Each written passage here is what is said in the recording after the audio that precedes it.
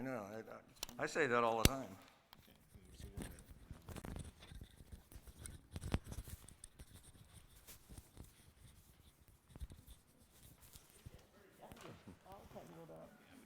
Hey, Tyrone, if you would use the handheld, then I can get your introduction for the video also. And give me a minute and I'll give you a signal. Just hold that. That's set to go. So this is on right now, right? Yeah, that one's ready. Okay, I'm just gonna do this.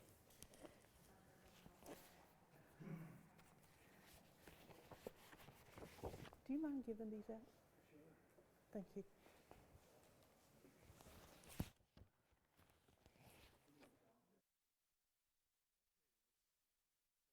Handheld now.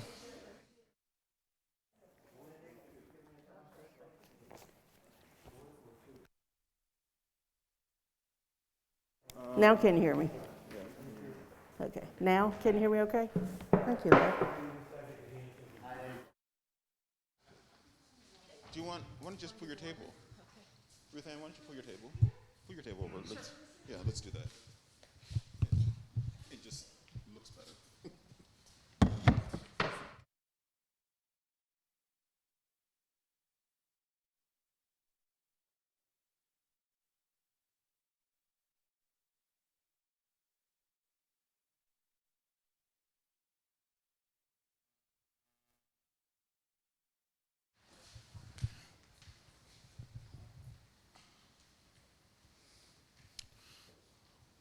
Whenever I hold these things, I always feel like, Phil Donahue. Remember Phil Donahue? He's like, and he used to always do like this. So welcome to Community Forum. Dr. Cindy, the Reverend Dr. Cindy Ruth Ann's, Dr. Cindy Savage King, Ruth Ann's wife, is here to present hospice and end-of-life care. So it's a joy to have her. It's a joy to welcome her gifts and her insight into hospital chaplaincy and end-of-life issues. And so let's welcome her. Thank you.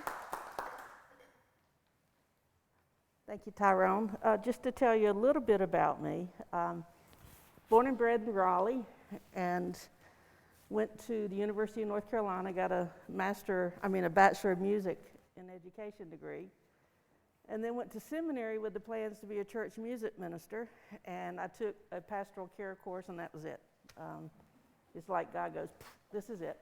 And so I stepped away from the ministry for a few years. As you know, I'm gay, and some people in seminary threatened to out me, so I just totally stepped away for a few years until I sort of lost touch with them. And during that time, I went back to UNC and got a counseling degree and worked as a school counselor a few years.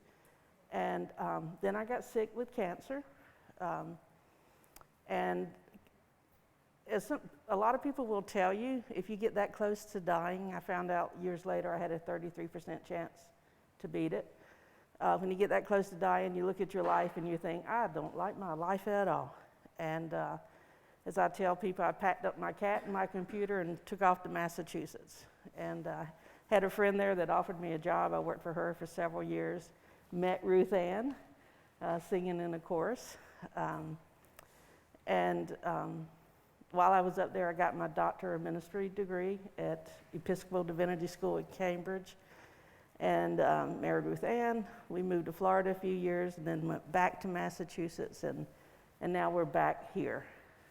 So I've been a hospice chaplain for just under 10 years total, most of that in Massachusetts. And I'm delighted to be here with you today to tell you about sometimes it's very hard to talk about. I can't remember the lady's name. Who just died? Right, she said it's just too close. And I totally understand that, and you probably will too. Some of what we'll be talking about is very difficult to talk about. So let's get into it. You have the handout. Do not hesitate to stop and ask me a question. I don't mind. I'm not one of those that say, hold all your questions to the end. I will, okay. Thank you, okay.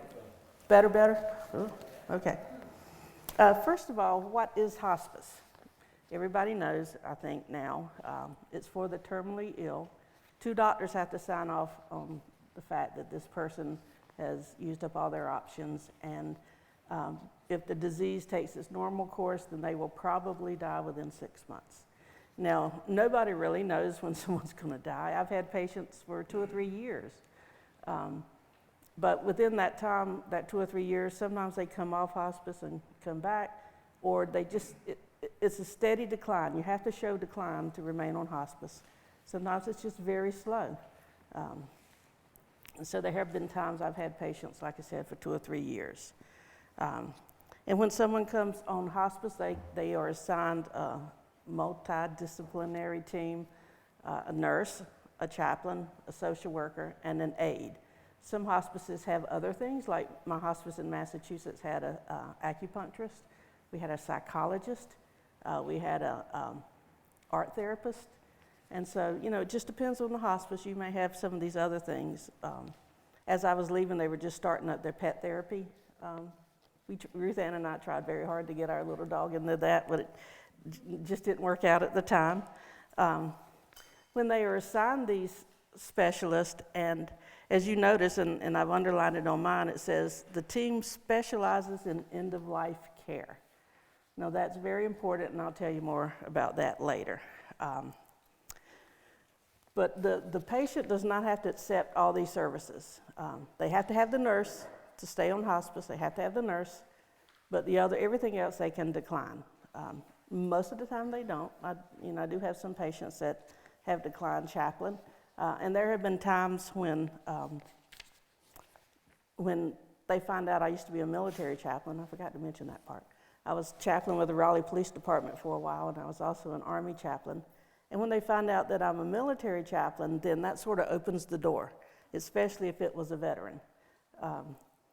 It really touches my heart when I get a veteran that calls me Padre.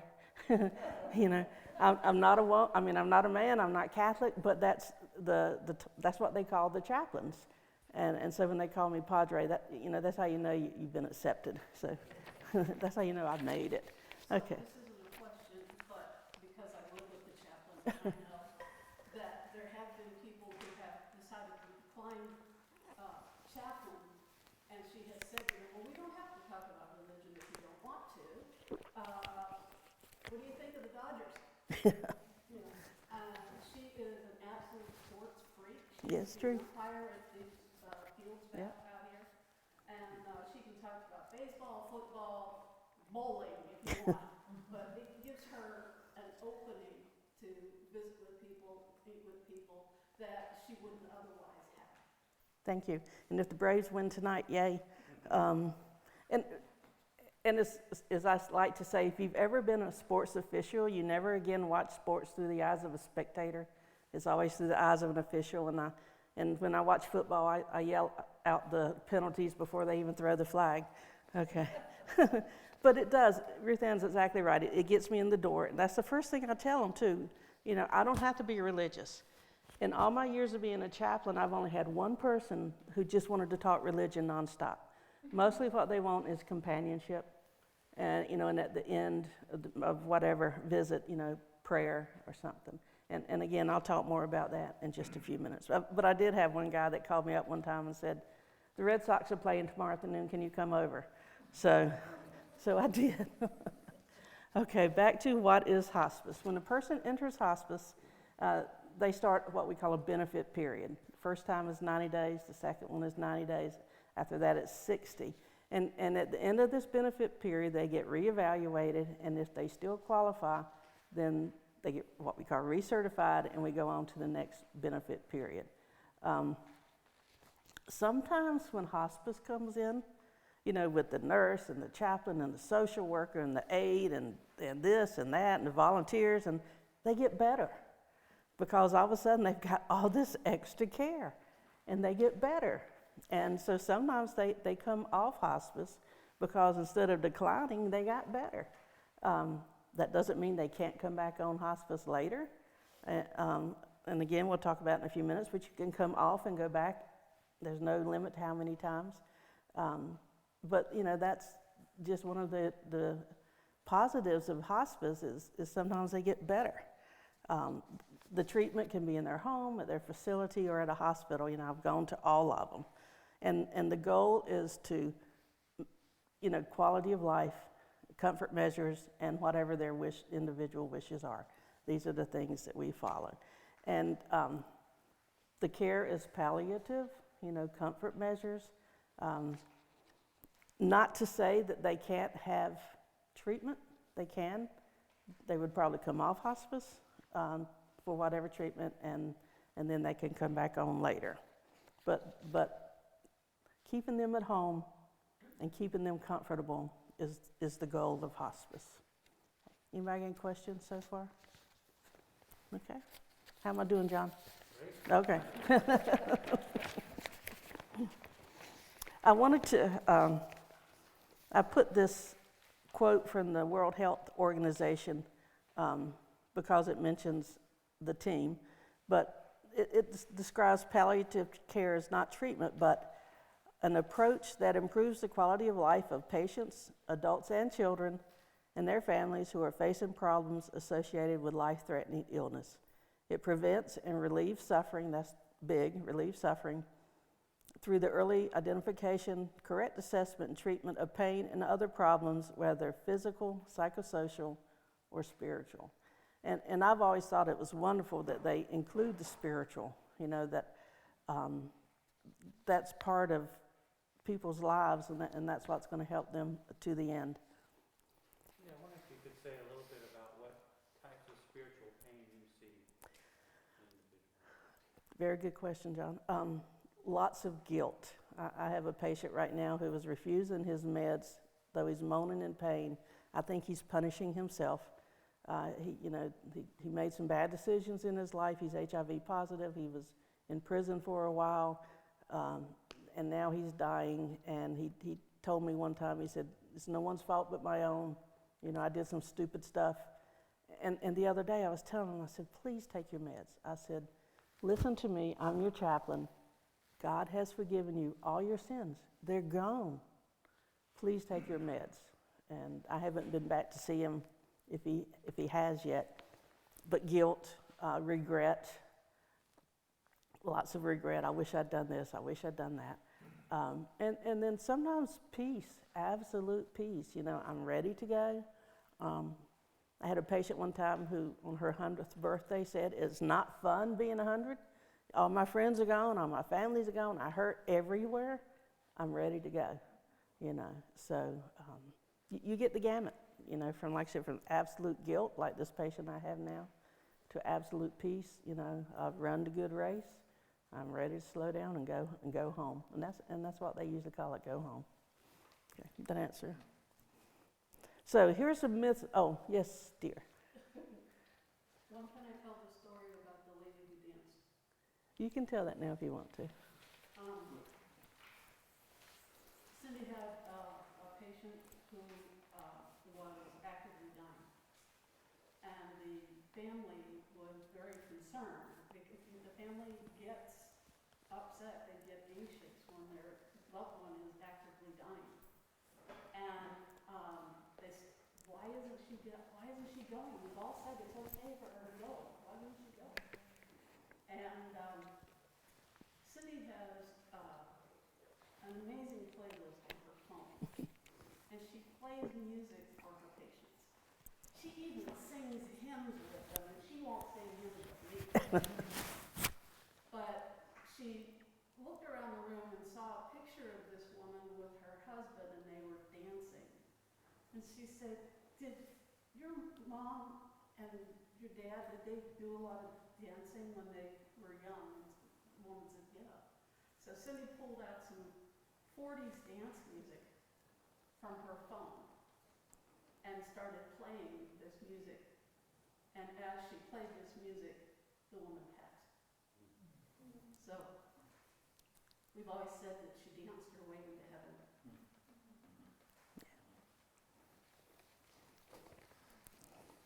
So I have so many rich stories like that, but we'll tell you that later. So myths about hospice. It costs too much. Well, the myth is that is a myth. It probably doesn't cost the patient anything. Usually Medicare covers it 100%. Private insurances will also cover it. Private insurance sometimes covers more than Medicare, and the recertification levels are not as stringent. Not always the case, but, and medications related to the illness would be covered. Medications not probably won't, but they would probably still be paid for by the other part in their Medicare or their private insurance. And that's things like their vitamins or stuff like that. You know, the goal of hospice is comfort care. But then again, if you were on blood thinners or something, the patient may stay on that for a while. You know, really toward the end, they pretty much stop everything except pain meds. But you know, it's a case-by-case basis. And this is what I get a lot. I don't want my mom to go on hospice because that'll mean we've given up. And that's not the case at all. Like I said, it takes 2 doctors to confirm that this patient is probably out of their options. They're probably going to die. And, you know, like I said, the family can still pursue treatment options. I had somebody that fell and broke their hip. They chose not to treat it. You know, they just did comfort measures. The patient just was bedbound after that. And, you know, a few weeks later, she passed away. I had another one who fell and broke her hip. And the family wanted treatment, so she had surgery, came off hospice, had surgery, and a few weeks later came back on hospice. So again, there's no limit to the number of times she can come and leave. It doesn't mean a patient can't have treatment. It just means that they may have to come off hospice to have the treatment, but then they come back. So hopefully they come back to me, you know. But you know, that's another thing I forgot to mention. The patients can choose their hospice, you know. If they're in a facility and a particular hospice doesn't go to that facility, then sometimes they can do a one-time contract or something like that. But for the most part, they have a choice as to what hospice they go with. And the biggest myth of all is that being on hospice shortens a person's life. It does not. The opposite is true. In most cases, it prolongs the life. Usually on the average, about as long as a month, according to studies. And I started to put down my, you know, where I found this information, but it's everywhere. There have been lots of studies about it. It shows that, you know, it will prolong life.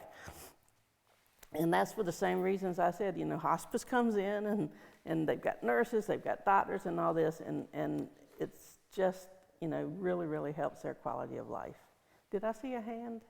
Yeah, I was just wondering, about how many hospice facilities are there, say per county, or is it based on population or just? No, John, can you answer that better than I can? Yeah, well, it's based on the market, and also in North Carolina, there's the state medical facilities plan, and there's a certificate, what they call a certificate of need process. So they regulate the number of hospices in a county, but in Wake County, there are probably 10 hospices.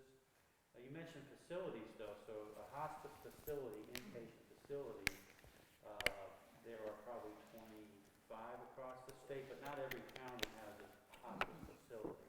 But every county has at least one, or usually 3 to 5 hospices that operate in that county. You want to tell them how you know that?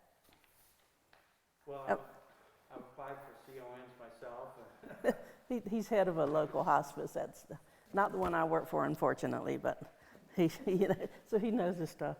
So is hospice a sort of not-for-profit confederation? Some are not for profit. The one I work for now is for profit. The one I worked for in Massachusetts was a not-for-profit, and so we were forever having to raise money. You know, we'd have a golf tournament every year. We'd have a wine tasting. I mean, we were forever having these things.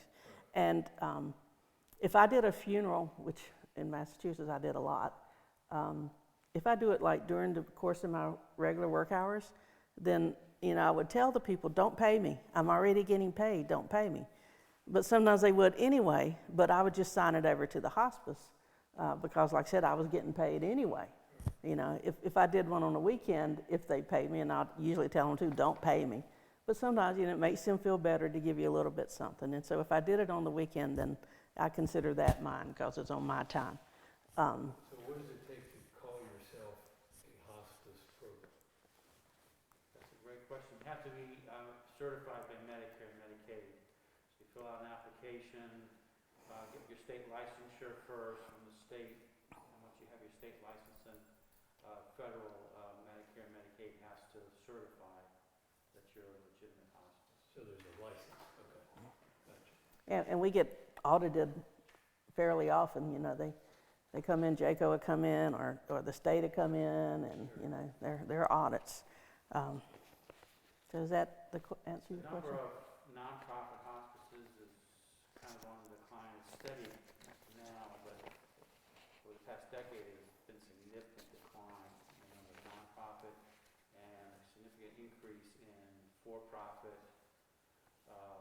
conglomerates that are huge, multi-state. Buying up other hospices, yeah. No idea. Yeah. There's for-profit, huh? Well, it originated as nonprofit in England. So, you know, it's always kind of carried that idea, but of course, corporations have it. So again, that being on a hospice usually prolongs life, and like I said, about a month, which doesn't sound a whole lot. It's that how many of you, if you've lost a loved one, have thought, oh, I wish I had one more day with them, just one more day. And by being on hospice, you might get 30 more days. And so, you know, hospice is a really, really good thing. All right, so moving on into the dying process. And this is the tough part. Because there are certain things that the body does as it declines, as it goes toward death. And it varies from person to person and from disease to disease. But I will say, how you see it on TV is rarely how it really is. You know, like, say somebody's suffering from cancer and they're on their deathbed and they say, tell Johnny so-and-so, poof, they're gone. If it's cancer, it's not usually like that, you know.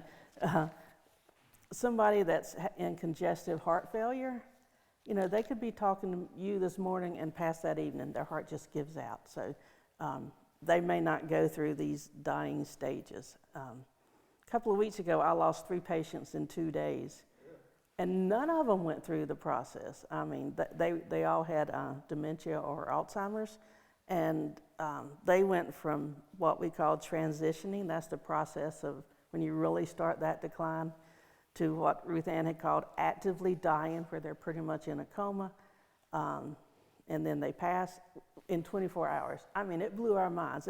That's fairly rare, but to have 3 in 2 days, you know, it was just, wow.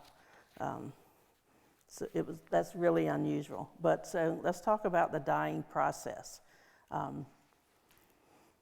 Here are signs that the body is slowing down. Increased confusion. I mean, these are for people that probably don't have dementia. You know, they might start having confusion. They may become incontinent of bladder and bowel if they're not already. There's increased restlessness and anxiety. Maybe, again, there's no guarantee they go through all these, but these are some of the signs. They sleep more and more and more, maybe 20 plus hours a day, until the point where they just don't wake up anymore. They eat and drink less. They may get to the point they can't swallow. And sometimes thickened liquids are a little bit easier for them to go down. That always sounded the opposite to me. You would think that something thinner would go down better, but they're more likely to aspirate and get it in their lungs if it's too thin. So they thicken it. They may start seeing loved ones or families that has gone on before them. And I see this across every disease, not just my dementia patients. I mean, you know, I can have someone that's just as lucid as you and I, and they'll say, I saw my wife this morning, I think she's come to take me back. And it's just amazing. Who am I to say they don't? You know, Jesus said he'd come back and get us. You know, well, who's to say he didn't bring their mom and their dad or their whatever. So, you know, don't be surprised if someone you love starts saying, I saw your dad, or that. That's very, very common. Any questions about these things as they start slowing down? Okay, so a nurse calls me up one day and says, I think Miss So-and-so is transitioning. Like I said, that's that really marked decline. That's when it really starts getting really steep. They may stop eating entirely. And this is when I get phone calls from children that say, I'm starving my mother, and I'll say, no, the body is slowing down. I said, you could actually do more harm if you force them to eat. I said, the body can't handle it, the organs are shutting down. They could aspirate, get pneumonia, and that's really bad. You do not want them to get pneumonia at this stage. You're not starving your parents. My doctor in Massachusetts would always say, the body is very good to us as we are dying. It knows what to do. It starts sending out, what's that? The brain secretes to help with pain. Dopamine, thank you. Dopamine. And so they don't feel hungry. They may not feel thirsty. The brain is, helping. It's helping them. It's helping them not to be so anxious or to feel hunger and things like this. So they may stop eating entirely. They may stop drinking entirely, maybe just a few sips. I've known families to just take a medicine dropper and just put a couple of drops in their mouth, so it's not so dry. Mouth care is very important toward the end, keeping the lips moistened, maybe the mouth a little bit. Most of the time those little sponges on a stick that you get in the hospital, usually they are nearby so they can keep the mouth moist. They may need to scoop out secretions, because if you can't swallow, then it's all building up in there. Sometimes it goes into their chest, and that's what they call the death rattle. You've heard that before, this really, really loud gurgling sound from all the fluids that are building up that the body can't get rid of anymore. And it's not painful to the patient, it's more painful to the family to hear it. But there are medicines that they can give them to help dry this up. So, ask for those if it's your loved one. Keep their mouth scooped out, get those secretions out of their mouth, keep their mouth moist. These are things to help keep them comfortable. And their urine output may stop or get really, really, really dark. If you've ever seen it, you know what I'm talking about. Sleep apnea may start.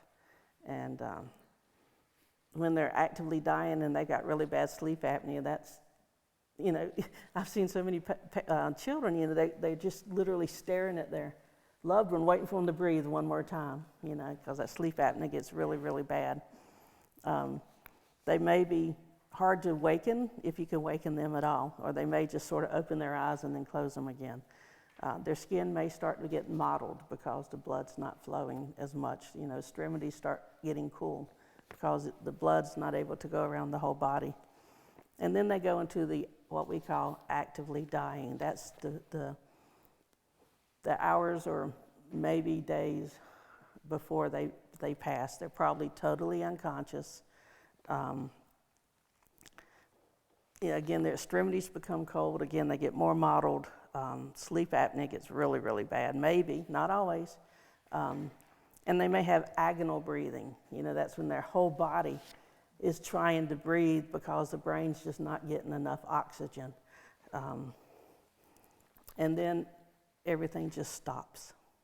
The breathing stops, the heart stops, the pupils don't respond. Their mouth may fall open. They may release bowel and bladder if there's anything left in there. And their eyes don't usually close. So they might be half closed, or they may close, but oftentimes they don't. And then the person just passes away. And that's the hard part. I was with a patient one time that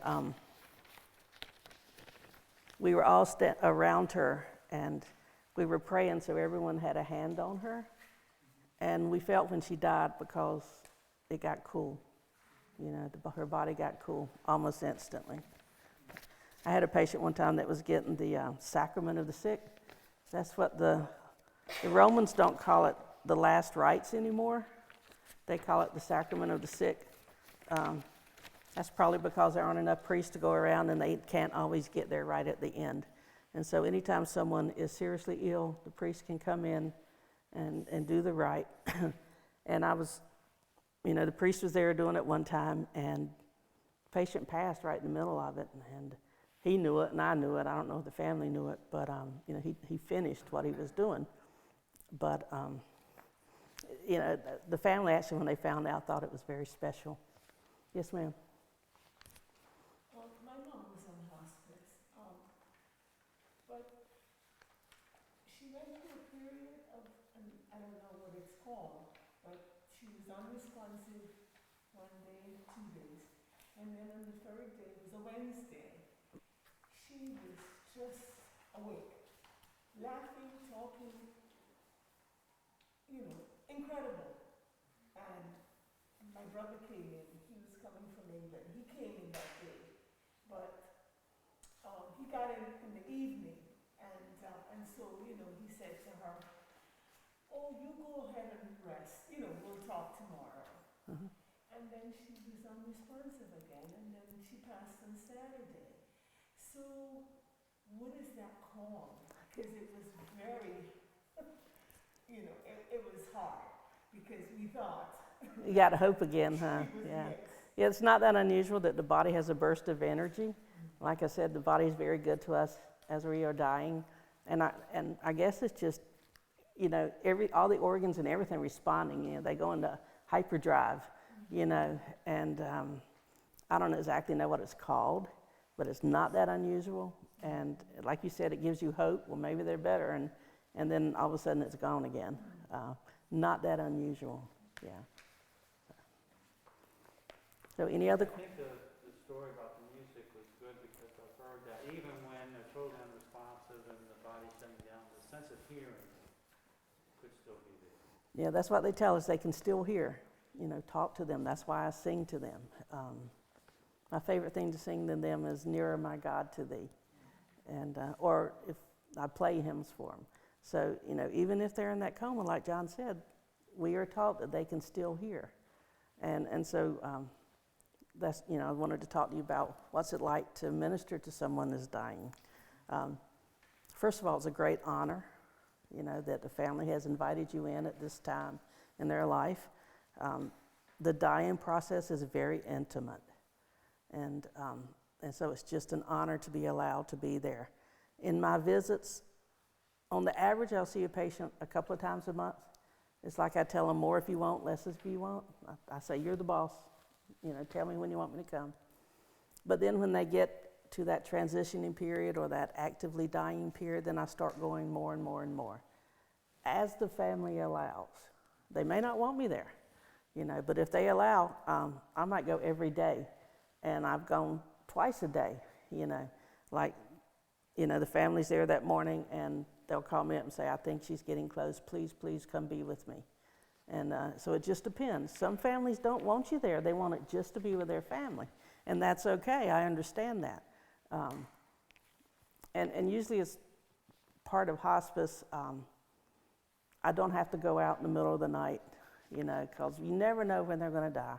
If you can be there, fine. If you can't, then, you just can't, But usually the chaplains don't go out in the middle of the night. They can call a nurse. There are nurses on call 24/7. They can call a nurse, especially if they need to do the pronouncement. So like I said, it's very intimate. And someone once said, it must be very depressing. I said, no. I said, it's sad. Sometimes it's very sad. But for me, like I said, it's such an honor. It's not at all depressing. But I have learned to leave it at work. When I go home at the end of the day, take that off, put it away, and don't let it affect my life. Not to say that you don't get that occasional patient that really, really you take home with you. We had this patient, she was younger than we were, and just delightful. And one of my social workers was ready to take her to her home because she lived by herself. And I'm like, you can't do that. She said, I'll quit my job. But, if she needs me, I'm going to be there, because she didn't have anybody else. But she passed unexpectedly. They think she had a blood clot.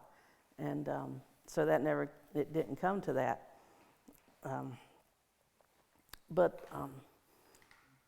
I've seen it bring out the best and the worst in families, you know, and I'm sure all of you can relate to that. Most of the time, you know, the families stick together and they're there sitting vigil. And when I go in at this time, I'll say to them, tell me about your mom and your dad. I want to hear their stories. And so they start telling the stories. And sometimes they start laughing. And one time they had told a family story and everybody laughed and that person went, I'm sorry, I shouldn't be laughing now. And I'm like, no, it's okay. And she said, but they can hear me. I said, that's what I'm talking about. They need to know you're going to be okay. You know, it's okay to tell the family stories. It's okay to laugh.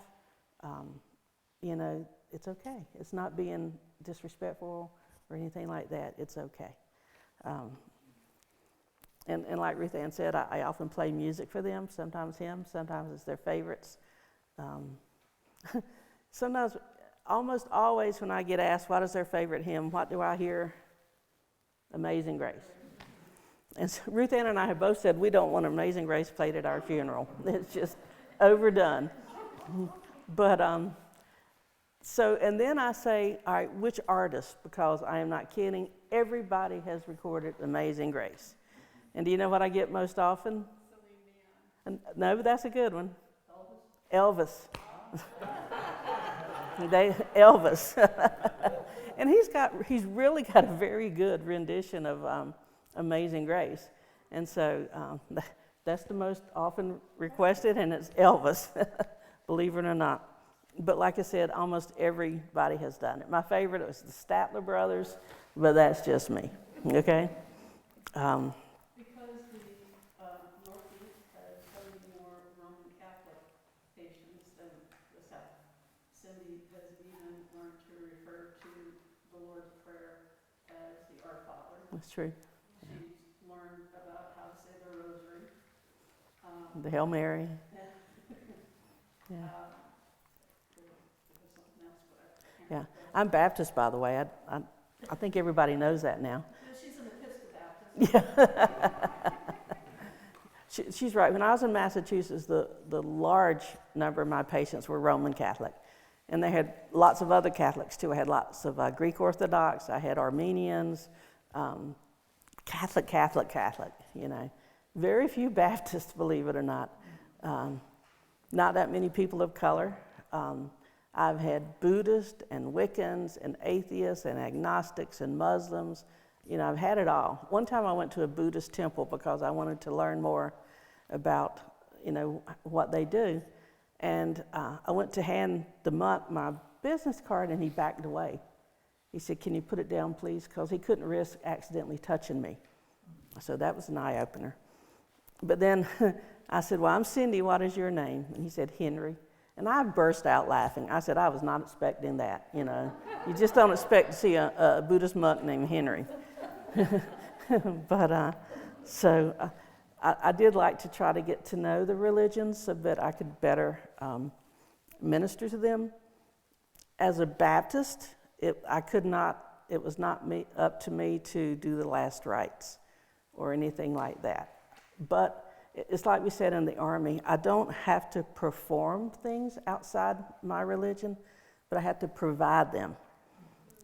So there have been times I spent hours on the phone trying to find a Catholic priest. Like I said, there are just not enough to go around. And if they're not in their parish, they're usually not willing to go out there. They're just too busy. And of course, you always know the one that will go regardless. And you hate having to call them and saying, I just can't find anybody else. I hate to bother you.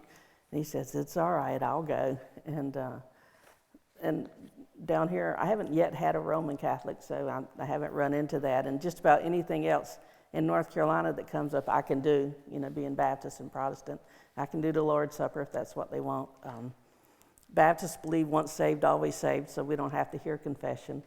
I might give the assurance of pardon, something like that, even though that's not a Baptist thing. But I do very much like to tell them, God has forgiven you all your sins, you know. I do like to emphasize that. I said, don't worry, it's wiped clean. I had someone, yes, ma'am.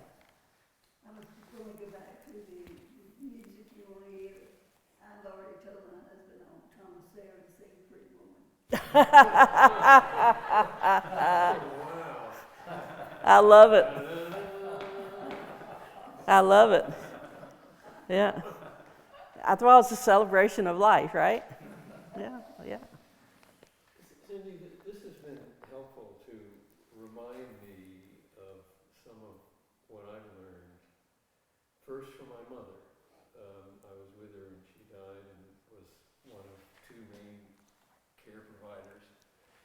And she taught me a whole lot in her death about my life. And it prepared me to do that 3 times since with some of my very best friends, 3 of them, different times. And each time I too was honored and felt when it was over how rich my life is. And in a couple of days to really see profoundly what life's about through the lens of death. And so this discussion is reminding me of what I've learned those 4 times. Right. Because we forget what we know. We do. We do. Unfortunately. And so thank you for this reminder. You're welcome. And I was going to say this at the end, but I'll go ahead and say it now. Start planning your funeral now. Don't leave it to your family. Pay for it if you can. My father died unexpectedly, and suddenly we're having to scramble. And I can tell you, when that happens, your brain turns to mush, absolute mush. You can't think. I was in JCPenney at North Hills, place I've been to all my life, and I got lost. I mean, how do you get lost in JCPenney, right? But it's the closest I've ever come to having a panic attack. You know, I could feel my respiration increasing, my heart beating. Pardon me. And I just didn't know what to do or where to go. And then I saw my sister-in-law, and I'm like, okay. We had gone to buy my dad a new shirt. And so, like I said, I saw her, and then I started calming down. My friend and boss in Massachusetts, I was talking to her on the phone, and she was saying, well, do you want me to come this day or that day? And I'm like, just come. I don't know. Just come. And like I said, your brain just leaves you. So whatever you can do now, do it. Do not leave it to your family. And when someone is close to dying and we ask the family, what are the funeral plans? They go, I don't want to think about it. And I tell them, and just like I said, if you think it's hard now, you know, when your parents die, you're not going to be able to think. You are not going to be able to think. And so, we really encourage them to at least choose a funeral home. Right. And if they're a veteran, do you know where their discharge papers are? You know, I just got a new patient, and I was reading through the notes, and that's the question. Are they a veteran? Yes. Do you have the discharge papers? No. Well, if you want a military funeral, you're going to have the discharge papers. Once upon a time, it would take months to get them. I think now you can just go online and get them. I don't know. I know it's not as difficult as it used to be. But if they want a military funeral, they're going to have those discharge papers. And just give it to the funeral home director, and they'll take care of it from there if you want them to. I love going to a military funeral.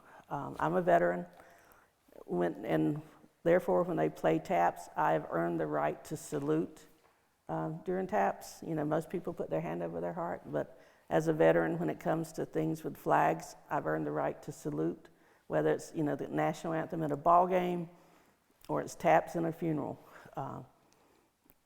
And then at the end, too, right before the casket goes in, I salute them one more time.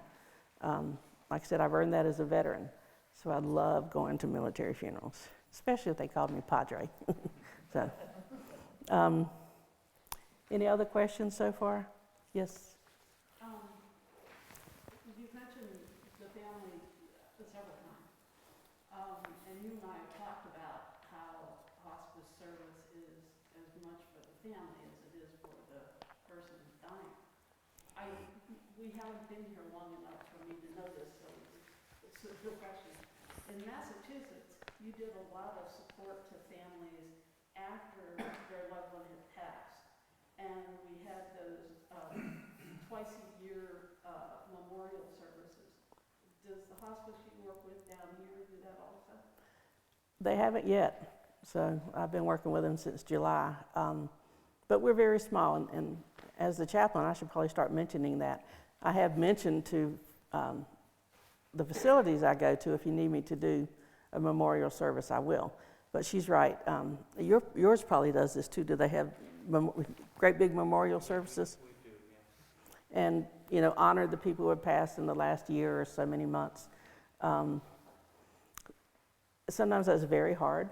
You know, I've had patients, families say, I just can't do it. I can't come. I wish I could, but I just can't be there. And we understand. And I just want to talk just a few minutes about grief. There is no right or wrong to grieving, you know. I know somebody that lost somebody they loved 6 years ago, and he said, I still cry every day. I said, you know, that's just you. That's your way of grieving. I remember when my great uncle died, and his wife, you know, threw herself on the casket. Don't leave me, don't leave me. She's wailing, she's crying. And her grief period was very short because she got it out. You know, Americans and white people particularly think they got to hold it in, you know, and they got to be stoic and they can't let it out. I used to, speaking of umpiring, one of my umpire friends lost his son. This was years ago.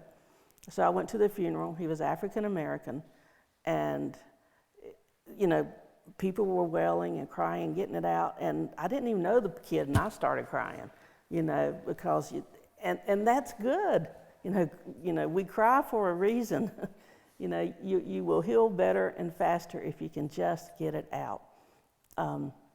It's like I tell people, go, you know, if you don't want your family to hear you, go scream into a pillow or something, but get it out. And again, my personal views on how to get through the grieving process faster, say their name, tell their stories. There used to be, was it some kind of indigenous people that thought if you said their name, then their soul wouldn't leave or something like that. But, you know, this is today. Say their name, tell their stories. And I love hearing the stories. So, trying to think what else. Oh, something Ruth Ann said. Hospices they are there for the family just as much as the patient. You know, their benefit carries over to the family. I mentioned the acupuncturist. She was forever getting requests from family members, you know, for her services, and that was fine. They qualified. She would go out. Same thing with my services. And then when a patient does pass, it's like I tell the spouse, okay, before it was about them, now it's about you. What can I do for you? And the hospice stays with them and follows them for up to 13 months. You know, they usually get cards, sometimes a phone call. I can still visit. There may be a bereavement counselor that will visit. In Massachusetts, we used to have small groups, you know, the loss of a spouse groups, or we even have one for the loss of pets, you know, because if you've ever lost a pet, it is to me. You know, I've never had children, but when I lose a pet, it's like I lost a child, you know. So we had one for pets. But different hospices do it different ways, but some kind of bereavement services will be available for the family for up to 13 months. And again, before the patient passes, you know, there's chaplains are available to the family. I've met people for coffee before because they want to talk about things but not in front of their loved one. And so, you know, we would go away from the home or something like that. You know, I told you I love being called Padre. I had a patient one time, he was Roman, said, will you hear my confession? And I said, I'm not Catholic. I can find you a priest. And he's like, why would I want to talk to a stranger? I know you, let me talk to you. And so I heard his confession. When I was in the Army, you know, I went to Desert Storm, and I was a chaplain assistant at the time. I was a Mustang. I didn't know that I could go straight to being a chaplain, so I enlisted. And so when I was over there, I was a chaplain assistant. But I still had a book in my pocket of all the major faiths prayers. You know, so if you're on the battlefield and somebody's dying, then whip that out and you can say their prayers and hear their confession and things like that. Because if someone's about to die, you know, you don't have time to pick up the phone and call a priest. And so, you know, there are just things that you have to do maybe. Ruth Ann was talking about getting permission to die. That happened one time. This lady was hanging on, and her sister said to me, why won't you let go? And I said, have you told her it's okay? That you'll be okay? And she said, no, I haven't. And she called me up that night and said, I told her it was okay, and she died, you know. So, you had a question? No, I just wanted to say that my mom passed in California, but when I came back to Raleigh, I was able to go to Transitions Hospice and have grieving counseling and stuff. Yeah. It doesn't have to be within the hospice. Yeah, most hospices, you're right, would be willing to help. Yeah. So. And I guess I have a comment, really just to celebrate you and your gifts in this particular area of ministry. It's a special charism, I would say, that really does allow you and endow you with the gift of being present to people, especially as they're transitioning. I was thinking about my story when Thomas was telling his about his mom and also Denise. You know, when my mother passed, we were all just so freaked out, and it was the first real major death in our family in quite a long time, and I was quite young,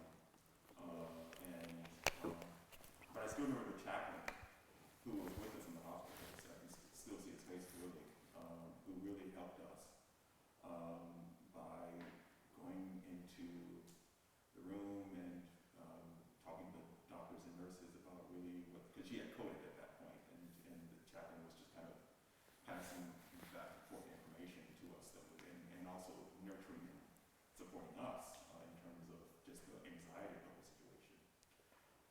And just fast forwarding a little bit, it's strange that when I was priested, the first person that I did offer last rites to was my father.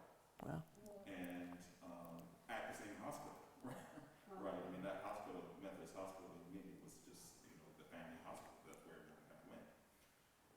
But, you know, even since then, I'm aware of the honor and the privilege of what it means to really walk with someone really in those moments. And having had the pleasure and the privilege and the honor here, even at St. Mark's, members who died more recently, and how those moments of kind of, you know, singing, telling stories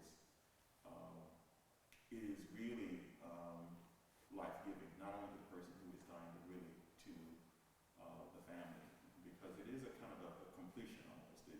It's, you know, people are present at our birth, you know, and in a way that they're not always present at our death, right? We somehow want to shy away from people who are dying. But I think it has taught me, I think, in terms of my own experiences, it taught me how to just be present and how to be still and how to just honor in all of those moments. And I think you have that incredible charism. That's the only way that comes to mind. It really does require charism to kind of just sit and hold that. So thank you for your To me, the ultimate praise I would get would be, especially in a Roman Catholic funeral, where the casket, you know, goes down the aisle and the family follows. Many times the grieving family would stop and come over to me and hug me, hold up the whole procession and say thank you. And that would just melt my heart, because for them to do that, that's like, yeah, you did okay, you know.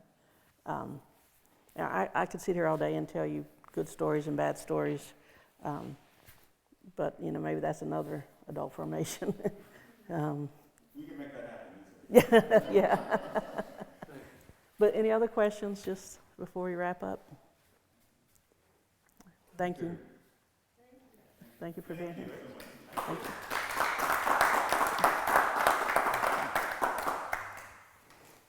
Well, hope you stick around.